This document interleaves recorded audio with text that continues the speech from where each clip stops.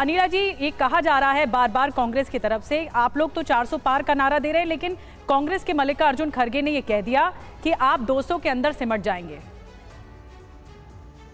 मेरी सबको राम राम। और उनके कहने से क्या हो जाता है?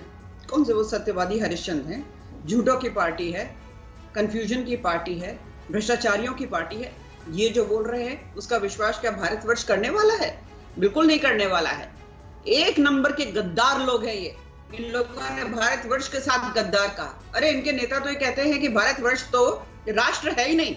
जिनकी मानसिकता ये है कि भारतवर्ष राष्ट्र नहीं है, तो आपको लगता है कि भारतवर्ष हो या सनातन धर्म हो, उसका किसी प्रकार से सम्मान करेंगे? जी नहीं, लगातार अपमान किया है। और एक से एक कड़े कानून हिंदुओं के खिलाफ अगर किसी ने बनाए हैं तो कांग्रेस पार्टी ने बनाए हैं। सबसे ज्यादा दंगे किसके समय हुए? कांग्रेस पार्टी के समय हुए। 1947 से लेकर अब तक का देख लीजिए। और जहां जहां जिस राज्य में ये रहते हैं, हिंदू मुस्लिम कराते हैं, मुसलमानों के दिमाग में ये डालते हैं कि तुम्हारे ऊपर हिंदुओं का, सनातन का, हिंदू राष्ट्र का राज हो जाएगा, हमें सत्ता में लेकर आओ। पाकिस्तान के लोगों से अपने फेवर में ट्वीट करवाते हैं। पाकिस्तान में बैठकर, इंग्लैंड में बैठकर, अमेरिका में जाकर, चीन में जाकर कहते हैं अरे हमको जितवाओ, जिससे कि मोदी को भगाओ और फिर से भ्रष्टाचारियों की सरकार बनाओ। ये इनका मंत्रा है। इन लोगों ने मूर्ख समझ रखा है। पूरे भारतवर्ष में सड़कों का जाल फैला दिया, अस्पताल खड़े हो गए हैं, नौकरियां मिल रही हैं, महिला सुरक्षा, अपने सुरक्षित महसूस कर रहे हैं। अरे इनके यहाँ देखिए तो। चलिए, तो मतलब आप ये साफ तौर पर कह रहे हैं काम और काम के बलबूते ही जनता देख रही है कि किस तरीके से पिछले सालों में काम हुआ है। मोहम्मद आजम खान साहब, जवाब दे दीजिए इस बात का, क्योंकि सवाल तो ये भी उठा लिया गया कि सरकार चलाने का आखिर फॉर्मूला क्या है। ये बात तो पहले ही कह दी गई थी कि 5 साल में 5 दलों के 5 पीएम बनाएंगे ये। मैडम, ये प्रधानमंत्री जी इंडिया ब्लॉक के बारे में जो कुछ भी कह रहे हैं, जो 4 चरणों में मतदान हुआ है, उन्हें लग रहा है कि वो फिसल चुके हैं। ये उनकी हताशा और बौखलाहट दर्शा रहा है। आप बताइए, 2019 में जो अपने लोकप्रियता के चरम पे थे, तब 37% वोट पाते हैं, यानी 67% उनके अगेंस्ट वोट था जब वो लोकप्रियता के अपनी चरम पे थे।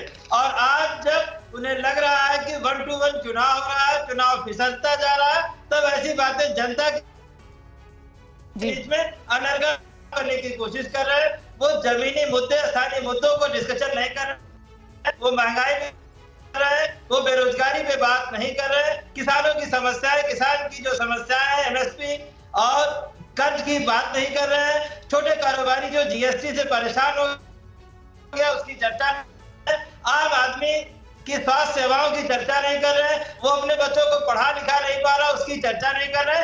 तो 2047 का सपना दिखा रहे हैं। 2047 का सपना दिखाने से पहले इंसान की जीवन के जो बेसिक मूल्य है उनकी तो चर्चा कर लेते।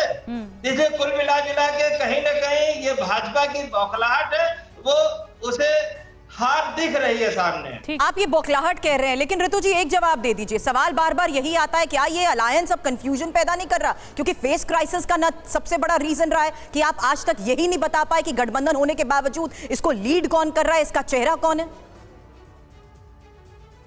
इसको लीड भारत की जनता कर रही है और इसका चेहरा जो है वो भारत की जनता है, वो भारत है जो इसको लीड कर रहा है। और इस तरह की कंफ्यूजन पैदा करना, या इस प्रकार की कंफ्यूजन जो है वो केवल और केवल बीजेपी खेमे में है।